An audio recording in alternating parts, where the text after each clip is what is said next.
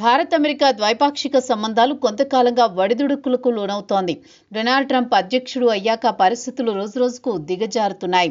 ఒకవైపు టారిఫ్లు, ఇంకోవైపు H-1B వీసాల పెంపు, మరోవైపు భారతీయులకు ఉద్యోగాలు ఇవ్వొద్దని కంపెనీలకు హుకుం తదితర కారణాలతో ఇరు దేశాల మధ్య ఉద్రిక్తతలు పెరుగుతున్నాయి.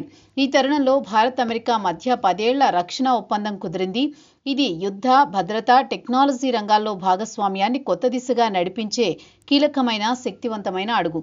అయితే ఈ ఒప్పందం రావడంలో ట్రంప్ ప్రభుత్వం వ్యూహాత్మక మార్పే ప్రధాన కారణమని అంతర్జాతీయ విశ్లేషకులు అభిప్రాయపడుతున్నారు. ట్రంప్ 2.0లో భారత్పై విధించిన వాణిజ్య టారిఫ్లు తగ్గించి భారత్తో సమగ్ర వాణిజ్య సంబంధాలు కల్పించేందుకు మొగ్గు చూపడం తాజా ఒప్పందానికి మార్గం సుగమం చేసింది.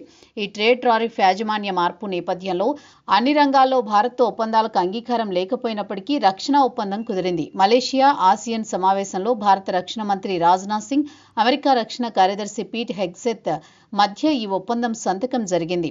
రాబోయే 10 ఏళ్ల పాటు వ్యూహాత్మక, భద్రతా సహకారాన్ని మరింత బలపరుస్తుంది.